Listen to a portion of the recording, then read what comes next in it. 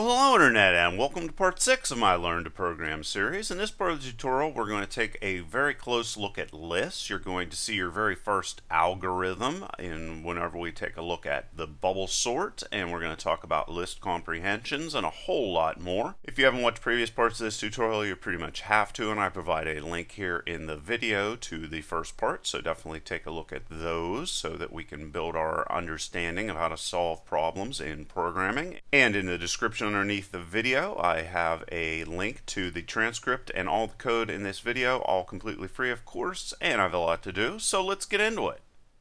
Alright, so the very first thing I want to do here is I want to import some modules that we will use. I'm going to use the random module as well as the math module. And with lists, what we're going to be able to do is refer to groups of data with one name, because very often it is very easy and makes a lot of sense to group like data using just one name. And each item in the list is going to correspond to a number or an index, and you can think of them like this. So basically you're going to have boxes inside of this list, and this is going to be the index or identification number for each piece of data here, just like how people have identification numbers and products and so forth. And by default, the very first item in your list is going to have the index or the identification number of 0. And the great thing about Python lists is that they can grow in size, unlike other programming languages, and they can also contain different types of data. As you can see here, we have strings, we have floats, we have ints, and we have characters. So let's go in here and we'll create our very first list. I'm going to call this random list, and you're just going to go equals, and then you're going to throw in the data that you want, and the indexes will be automatically assigned. And there you go. So there you go. You know how to build lists now. You could also come in and create a list with a range, and what this is going to do is populate it using range. So let's say we want to generate a list, and it's going to have the values of 0 through 9. We would just throw a 10 inside of here, and there you go. Now you're going to have that automatically created for you. Another awesome thing about lists is that you can use many of the same functions with them that you've already learned in regards to how to manipulate and work with strings, because strings are lists of characters versus a list which can contain more than just individual characters. So we can come in and we can combine our lists just by going random list, or concatenate if you want to use the fancy term, 1 to 10. You're also going to be able to get the first item inside of your list quite easy. So let's say random list again,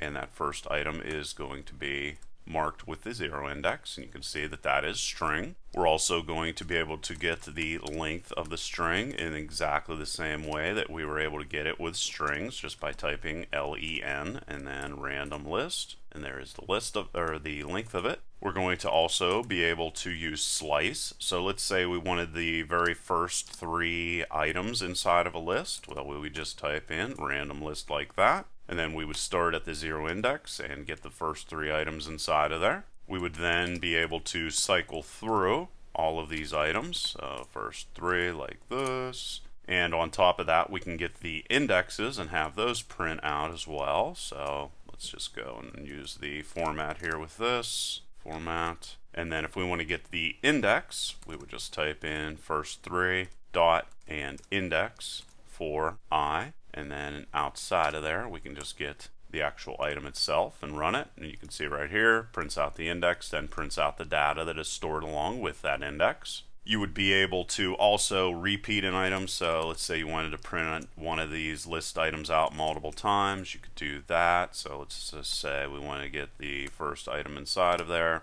and have that print out on a screen 3 times. Well, we can do that, of course. I don't know if you'd actually ever use that, but there it is anyway. We can also check if an item is inside of a list. So let's say we wanted to find out if string was inside of our list. We would just type in the thing we're searching for, or you could put a number there or whatever, and then follow that up with your list you're searching for, and it's come back either as true or as false. Then once we know it's inside of there, we could come in and find the index of string, for example, in exactly the same way that we did previously whenever we said index and then inside of here type string inside of there, and there it is. Index of string is 0. We could also find out how many times an item is contained inside of a list. So we could say how many strings, and that is going to come back as 1, of course. And to do that, we go first 3 and count, and then the specific thing that we're looking for, and it comes back as 1, as you can see there.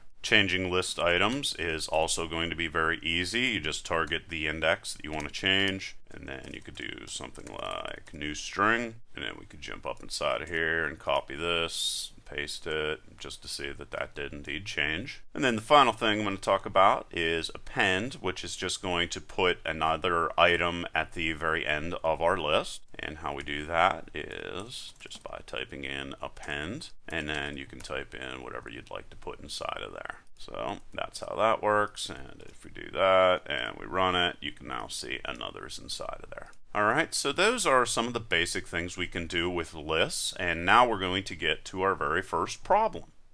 Alright, so what I want you to do is generate a random list of a random list, meaning a bunch of random values inside of a list. And I want you to generate 5 values, and I want those values between the number 1 and 9. And to be able to do this, you're going to have to, of course, know how to create a list. You're going to have to know how to create a for loop, and you're going to have to know how to generate random numbers between the values of 1 and 9. And you can pause the video and go back and look at the notes in which I talked about random values right now. Alright, so hopefully you were able to do that, not that big of a problem. We're going to very first come in here and generate our list, and then we're going to create a for loop inside of here, and we are going to generate 5 values, so we'll throw 5 inside of there, and then we will come in and create or append each random value into the number list. And how we are able to come in and generate random values, if you remember from previous parts of the tutorial, and we want values 1 through 9, and that's how we do it.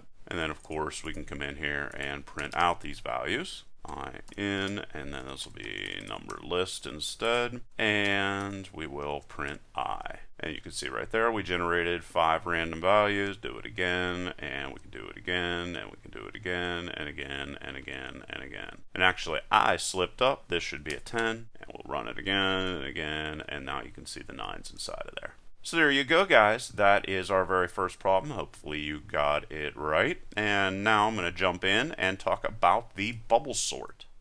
Now, the bubble sort is just a way for us to be able to sort a list. And it is one of the very first algorithms, more advanced algorithms that people learn whenever they're learning how to program. Basically, how a bubble sort works is you're going to have an outer loop that's going to decrease in size each time that it loops. And the goal is to have, at the end of each cycle, is to have the largest number at the end of the list whenever the outer loop completes one cycle. Now, if this isn't making sense, don't worry. I'm going to create the bubble sort, and then I'm also going to show you exactly how it's run. So you're going to have a complete understanding here in just a couple minutes. Meanwhile, you're also going to have an inner loop, so you're going to have 2 loops, and it's going to start comparing indexes at the beginning of the loop. It's going to check the first item inside of the list that we're working with, and it's going to see if it is greater than the next item inside of our list. If it is, it's going to swap those values. So if this right here, the first item in our list, is a 3, and this right here is a 1, it's going to take the 1 and store it in front of the 3 and put the 3 over here.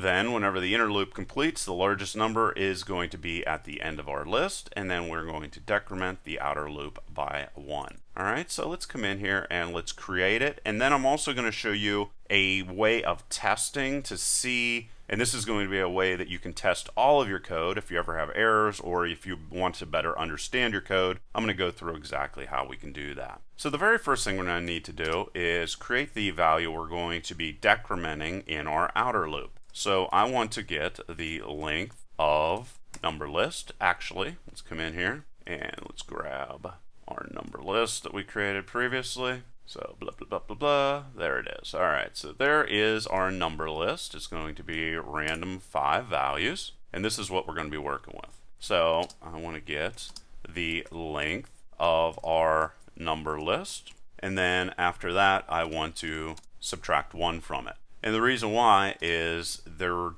list is going to use a 0 index. So the length of this, what I'm doing here is I'm trying to get each index number for each item inside of the list. And so because this guy starts at the value of 0, I don't need to, get the full length. That would give me an array out of bounds error, and I don't want one of those. Okay? You're going to see here if it doesn't completely make sense. So I said I'm going to have an outer loop, and it is going to cycle through as long as I is going to be greater than 1. Then I'm going to have an inner loop, and I'm going to have that have the variable value of 0. And here is the inner loop, and I'm going to say while j is less than I want to continue cycling through this guy. And if I get in a situation in which number list j is going to be greater than number list j plus 1, what I want to do is swap those. So how do I swap values? Well, I'm going to have to temporarily store one of the values in a temporary variable. So I'm going to say that I want to store the value that is inside of the index for number list, and then I'm going to go number list j is going to be equal to, go outside of there, it's going to be equal to number list j plus 1. And then I can take number list j plus 1, throw that inside of there, is equal to whatever I originally stored in temp. So that's how we can swap values in programming. Very important concept to understand if you've never seen that before. Now I'm going to throw an else statement inside of here. I'm not going to use it for this, but we will see it later. Well, actually, let's just throw in a print statement inside of here just so that we can use that later for testing so that we can see exactly how this is working. And then at the end of my inner loop, I want to increment the value of j so that we can continue moving from left to right inside of that loop. And then outside of this, I need to decrement I. So we'll go negative equal to 1. And then after our bubble sort is all done, I'm going to go for k in, and I'm going to print out my number list, and we can say print and k, and then let's say that I want each of these values to be separated with a comma and a space. I could do that. And then finally we can do a print that's going to give me a new line. And if I run this, you're going to see exactly that it prints out right here, 4, 5, 5, 6, 7. Run it again, 6, 7, 8, 9, 9, and you can see that it's properly sorting all of these values. But you might have no idea why it's working that way. So what I'm going to do for you here, and the reason why you get all those weird spaces there is because of this print statement right here. We're going to come in here and we're going to throw in some testing code so that we can see exactly how the bubble sort works.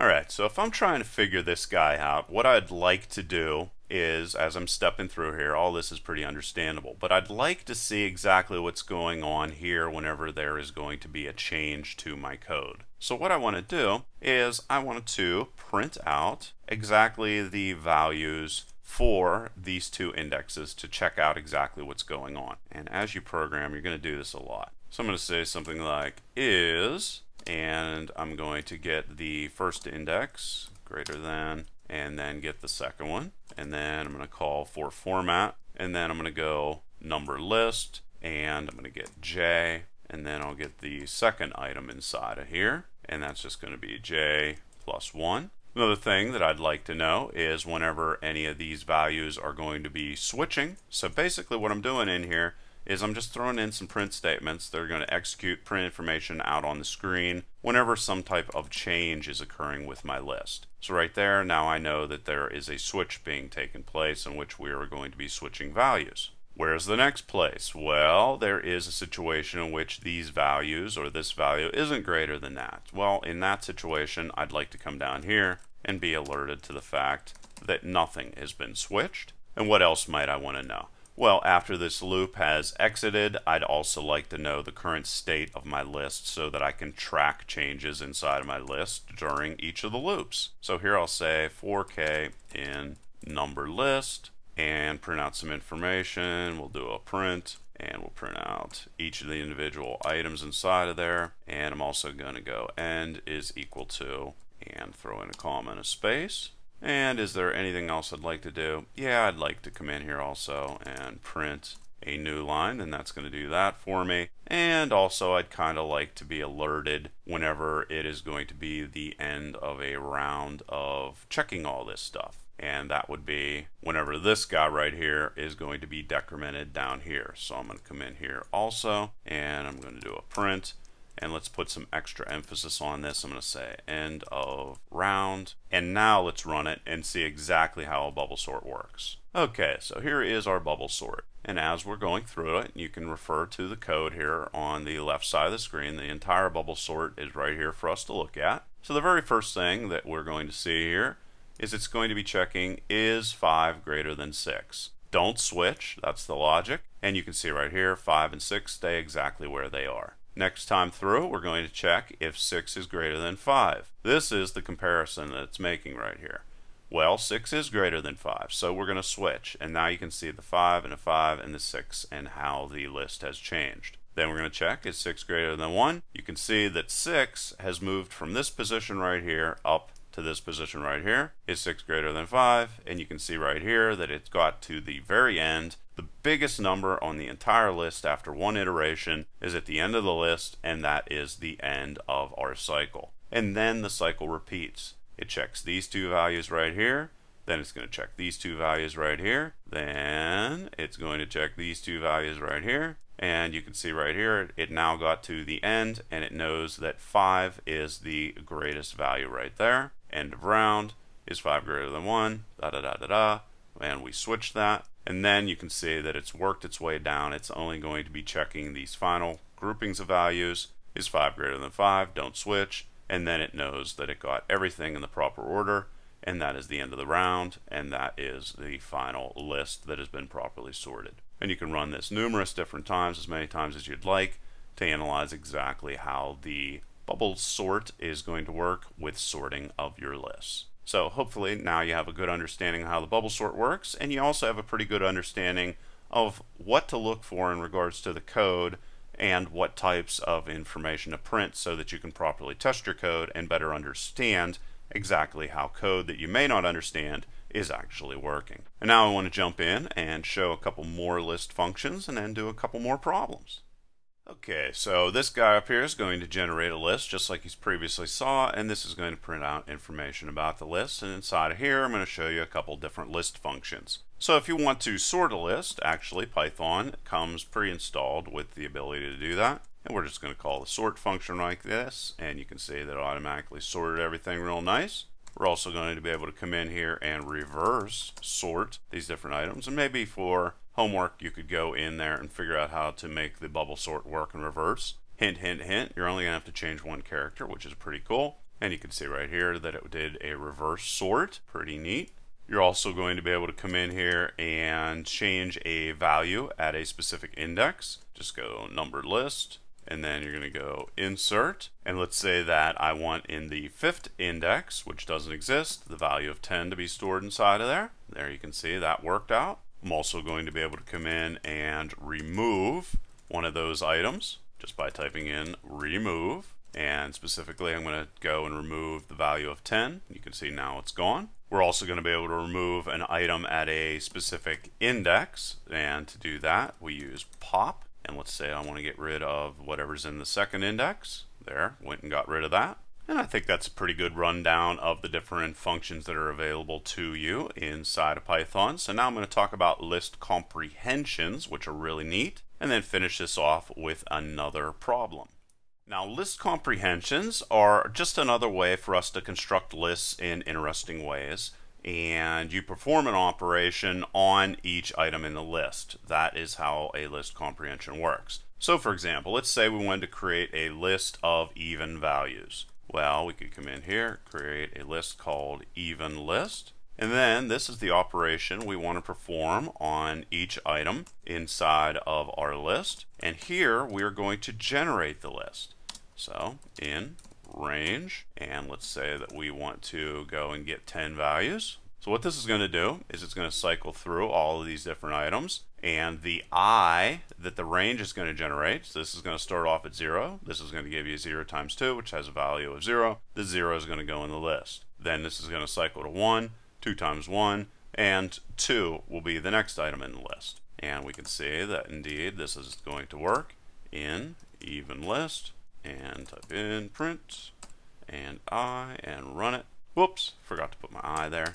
Sorry about that. Run it. And you can see it automatically generated all of these even values inside of that list. So in essence, this is a really cool way for us to take what would just be a static list, which we generated here with range, and multiply or do any type of calculation on each and every value that was generated by range. So pretty neat stuff, and really quick one-line ways to generate really interesting data. Another thing that's interesting is, let's say we wanted to perform multiple different calculations to generate our list. So let's come in once again, and let's create a number list, and it's going to have values 1, 2, 3, 4, and 5. And let's say I wanted to get the power for each item inside of that list to the power of 2, 3, and 4. How would I do that? Well, we could just create list of values is equal to, and then we're going to go math and power, and m is going to be the value that our range, or how we're going to refer to each item inside of this list. And then we just separate this by what different calculations we want to perform. So throw that in there, throw that in there, and then we'll just change this to 3, and we'll change this to 4, and we'll move this over so we can see what we're doing here. And then right here, after this bracket, we could actually go down to the next line if you'd like to keep everything nice and neat. And here is where we're going to cycle through each of these items. So each number list like that. And then we could of course come in here and generate our for loop for I in number list and print out I, and then throw in a new line as well. And we would run this. Whoops. And this is going to be list of values, and run it. And you can see that it automatically performed those calculations on each of those items and created a list of lists.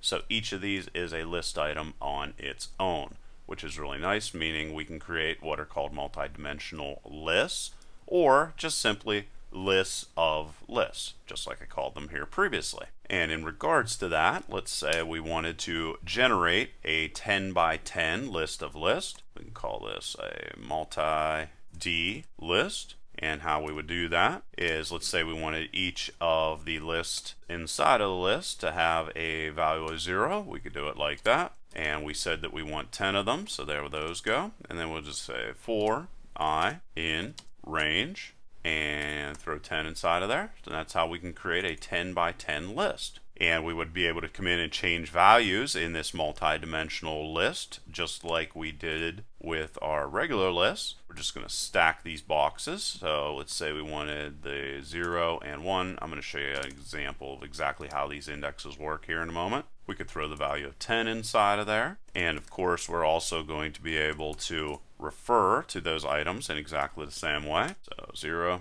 and there's 1, and run it. And you can see there is the 10 we threw inside of it. And you'd also be able to likewise be able to get any of the different items that are stored inside of here, like that. And of course that's going to come back at 0, because up here we said we want a 0 inside of each one of those guys. So let's take a closer look at a multi-dimensional list, and I'll set it up so that you'll be able to see how the different changes in the index values are going to affect the different parts of our multi-dimensional list. So I'm going to come in here and I'm going to create a list. I'm going to do it in exactly the same way. I'm going to have everything populated with 0 at the very beginning, and I want 10 of them. And for I in range, and I want to generate 10 of those guys. So that's going to create the list for us. And now what we're going to do is populate it. So I'm going to say for I in range, and I'm going to start at 1 and go to 10. Or actually, let's take this as, we can just leave this at 10 just to keep everything nice and simple. And then what we'll do is throw another loop inside of it to change the second value inside of here. So we'll say range and 10. And now it's time to populate these different list items inside of here. So we'll go I, and we'll go J. And then if we want to see what is inside of there, it's quite easy. All we need to do is throw what I and J's values are inside of there. So we'll say format and I, and j, and then we can jump outside of here and print all of this information. So for I in, range, throw a 10 inside of there like that, and then for j in range, throw a 10 inside of there like that, and now we'll print out all the individual pieces, and then you'll have a better understanding of exactly how the different changes in the index values are going to affect the different places inside of our multi-dimensional list. We'll do like an end, and then let's say we want to separate that with like an or, just to show how those blocks are set up, and then a print statement for a new line. And if we run it, you can see exactly how they're structured. See, here is our multi-dimensional list. Actually, let's go in and let's make it a little bit smaller. So let's change this to 4, and change this to 4, and this to 4. This is what happens whenever I just write code out of my head and don't script things. Sometimes get a little bit unwieldy. All right. So this is exactly how these are going to be structured. In the upper left-hand corner of our multi-dimensional list, you can see that the indexes are 0 and 0. And then as the second item inside of our list increments up, it's going to move across into the individual columns of the row. If we then want to target this part down here, we then increase the very first part of the multi-dimensional list, and so forth and so on.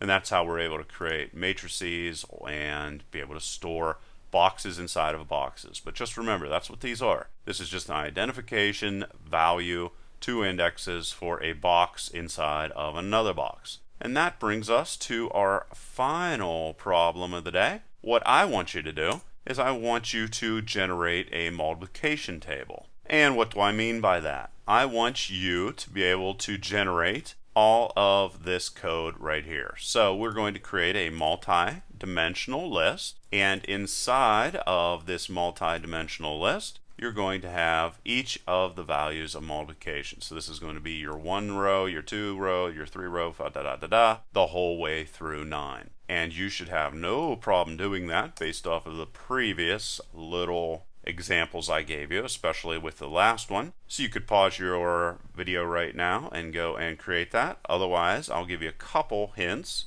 Basically, you're going to need 2 for loops to fill the cells in your multi-dimensional list. And that's actually just about enough information. If you want even more information, I'll walk you through step by step here.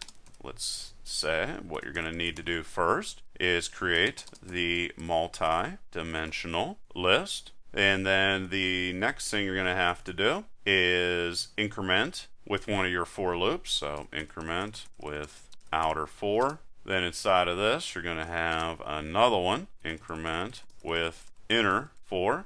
You're then, of course, going to have to assign the value to the cell for each multiplication. And then, of course, you're going to have to output all of your data. And you're going to output your data pretty much using the same for loops and just changing this guy right here into instead a piece of code that's going to output the individual pieces of your multi-dimensional list. All right, so now I'm going to show you how to do it. So we'll just come in here and we'll go multiplication table, and how we created a multi-dimensional list is 0, and then we said that we want to generate 10 of them because we want to go and print all those out on our screen. And then we're going to say for I in range, and this is going to give us the whole way through 9. Then down inside of here, we're going to have a for loop that's going to cycle through these values, I in range 1 through 10. And then you're going to have another one for the second part of the multi-dimensional list, and this one is going to have j. Everything else here is going to be precisely the same. Down here, we're going to then come in and store our value inside of it. So we'll just go I and j, and the value we're going to store is going to be I times j. And then we'll come down here and output our data. So we'll say, we'll just go for I in range, and we'll do 1 through 10 again. Create another for loop for I in range, and 1 through 10. And here we just want to print out the information that we have inside of here. So we'll say multi-table, and I, make sure you put I inside of there, and j. And then I'll throw an end statement on here, and let's say we want to separate everything with a comma. And at the end of each one of these, throw in a new line, and there you go. That is all the code that is required. And if we run it, you're going to see that it just printed the 9s row. And why is that? Actually, you're going to see here, PyCharm is giving us a little hint. Variable I already declared in for loop or with statement above. Uh-oh. That means I need to come in here and change the I into a J, and that error message goes away. And now let's run it again. And there you can see, here's the 1s column, the 2s, 3s, the whole way through 9, and there is our multiplication table. So hopefully you guys got that right, and hopefully you learned a lot in this tutorial. If not, please leave all of your questions and comments below. Otherwise, till next time.